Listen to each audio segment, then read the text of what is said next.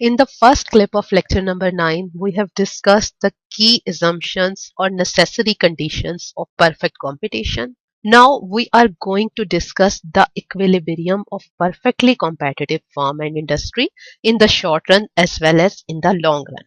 लेकिन ये सब डिस्कस करने से पहले हम देखेंगे कि what is the meaning of equilibrium of a firm. According to scientists and economists, a state of rest which has no tendency to change is called equilibrium. हमने जब कंज्यूमर बिहेवियर को स्टडी किया था तो हमने ये एज्यूम किया था कि हर कंज्यूमर अपनी लिमिटेड इनकम को स्पेंड करके मैक्सिमम सेटिस्फेक्शन गेन करना चाहता है.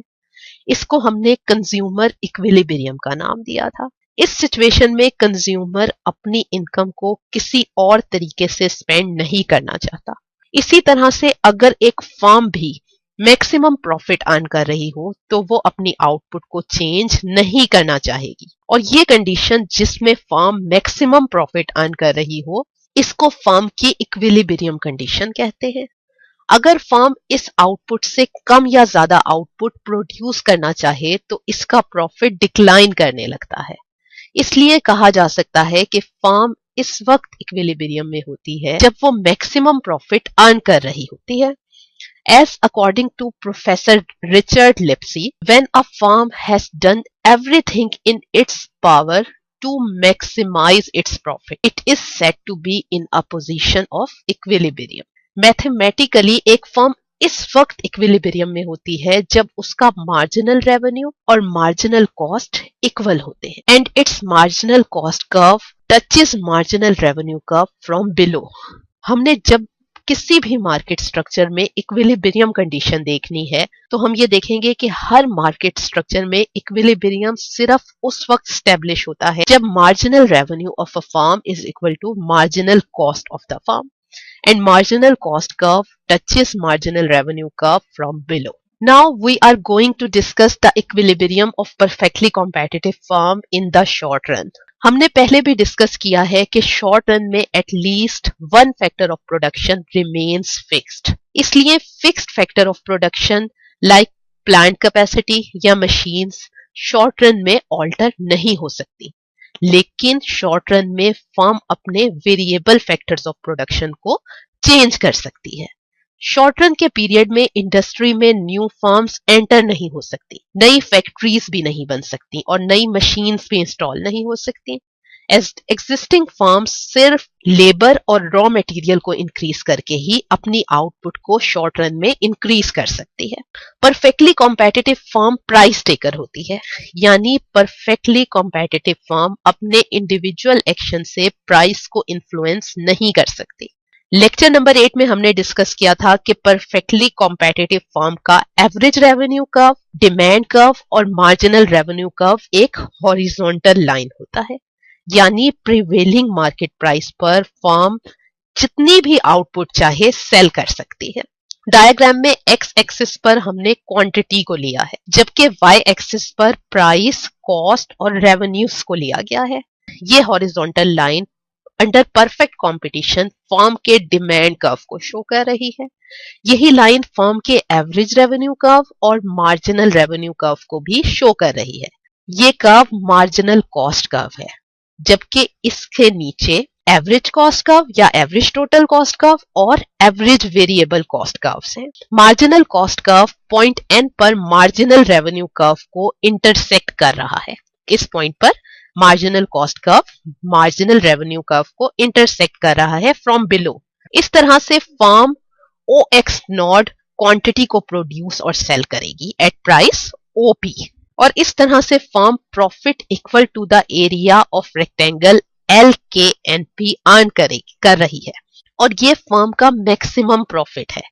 इस तरह से जब फर्म ओपी प्राइस पर O X naught output produce कर रही है तो ये इक्विलिब्रियम में है. परफेक्टली कॉम्पिटिटिव फर्म के इक्विलिब्रियम लेवल पर marginal cost curve, marginal revenue curve, average revenue curve और प्राइस सब इक्वल होते हैं. Total revenue minus total cost firm का प्रॉफिट होता है. इससे सुपर नॉर्मल प्रॉफिट कहते हैं, जबकि normal profit as discussed earlier total cost का पार्ट होता है. नॉर्मल प्रॉफिट वो अमाउंट ऑफ रिवॉर्ड या वो अमाउंट ऑफ प्रॉफिट होता है which is just sufficient to induce a firm to remain in the industry. इस तरह से नॉर्मल प्रॉफिट में वो रिवॉर्ड शामिल है जो कि ओनर ऑफ द फर्म किसी और जगह काम करके हासिल करता है। इस तरह से वो इंटरेस्ट भी नॉर्मल प्रॉफिट का पार्ट है जो कि सेल्फ इन्वेस्टेड कैपिटल को कहीं और इन्वेस्ट करके हासिल किया जा सकता है। इसी तरह से वो रेंट भी नॉर्मल प्रॉफिट में शामिल है जो कि सेल्फ ओन्ड लैंड या बिल्डिंग को कहीं और लीज पर देकर भी हासिल किया जा सकता है। अगर एक एंटरप्रेन्योर को अपनी फर्म से ये सारे रिवॉर्ड्स मिल जाते हैं then it will stay in the business, otherwise firm long run में इंडस्ट्री को छोड़ देगी। इस डायग्राम में area O X naught N P total revenue को शो कर रहा है, जबकि area O X naught K L total cost को रिप्रेजेंट कर रहा है। प्रॉफिट चूंकि total revenue minus total cost होता है, इसलिए area L K N P यानी ये सारा एरिया फर्म के प्रॉफिट को या सुपर नॉर्मल प्रॉफिट को ये सारा एरिया या ये सारा rectangle L K N P show कर रहा है। शॉर्ट रन में अगर फर्म अपनी सारी एवरेज वेरिएबल कॉस्ट को कवर करे then it will remain in the business.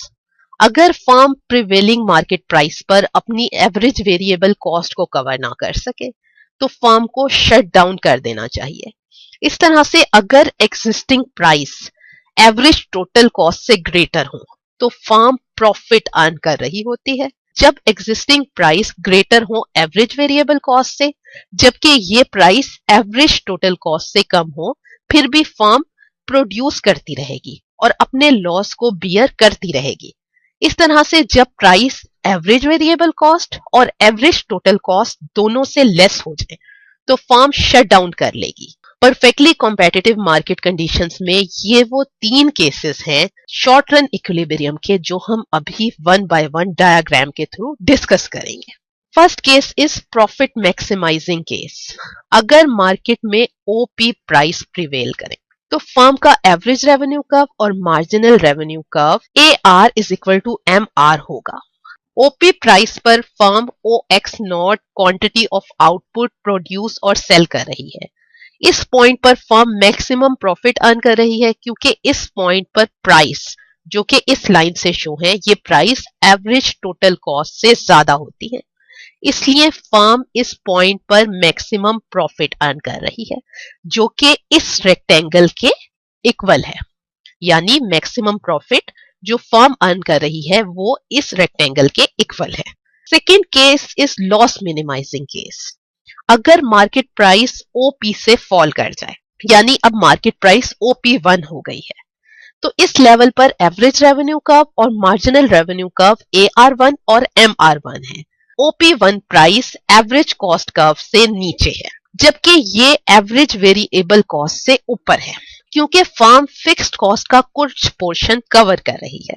इस प्राइस पर marginal cost curve marginal revenue curve MR1 से इंटरसेक्ट कर रहा है और इस तरह से firm OX1 quantity of output को प्रोड्यूस और सेल कर रही है। इस केस में फर्म फिक्स्ड कॉस्ट का लॉस बियर कर रही है जो कि इस रेक्टेंगल यानी प्राइस और जो फिक्स्ड टोटल कॉस्ट के ऊपर रेक्टेंगल है इस रेक्टेंगल से हम फर्म का ये लॉस देख सकते हैं। Third case is shutdown case. अगर प्राइस OP1 से भी फॉल कर जाए यानी अब प्राइस OP2 हो जाए तो इस तरह से firm is facing average revenue curve and marginal revenue curve which is indicated by AR2 is equal to MR2। इस पॉइंट पर मार्जिनल रेवेन्यू कर्व और average revenue curve average variable cost के लोएस्ट पॉइंट पर tangent है। इस तरह से firm सिर्फ अपनी एवरेज वेरिएबल कॉस्ट को कवर कर रही है और OX2 क्वांटिटी ऑफ आउटपुट को प्रोड्यूस कर रही है। इस पॉइंट पर फर्म को अपनी टोटल फिक्स्ड कॉस्ट का लॉस बियर करना पड़ रहा है। वो पॉइंट जहां पर फर्म अपनी एवरेज वेरिएबल कॉस्ट तो कवर कर सके लेकिन उसकी फिक्स्ड कॉस्ट कवर ना हो, इस पॉइंट को क्लोज डाउन पॉइंट या शट डाउन पॉइंट कहते हैं। ऑल्दो इस पॉइंट को क्लोज डाउन पॉइंट कहा जाता है लेकिन स्टिल इस पॉइंट पर फर्म अपने बिजनेस को क्लोज डाउन करने पर हेजिटेंट होगी। हो सकता है कि फर्म इस पॉइंट पर OX2 आउटपुट के साथ कंटिन्यू करे, इस उम्मीद के साथ कि प्राइस नियर फ्यूचर में राइज कर जाएंगे। लेकिन अगर प्राइस OP2 से भी फॉल कर जाए, लेट्स से प्राइस OP3 हो जाए, तो इस प्राइस पर फर्म को अपनी वेरिएबल कॉस्ट और फिक्स्ड कॉस्ट दोनों के लॉस को बर्दाश्त करना पड़ेगा। इस तरह से फर्म शॉर्ट रन में अपने बिजनेस को टेम्परेरीली इस पॉइंट पर क्लोज डाउन कर देगी।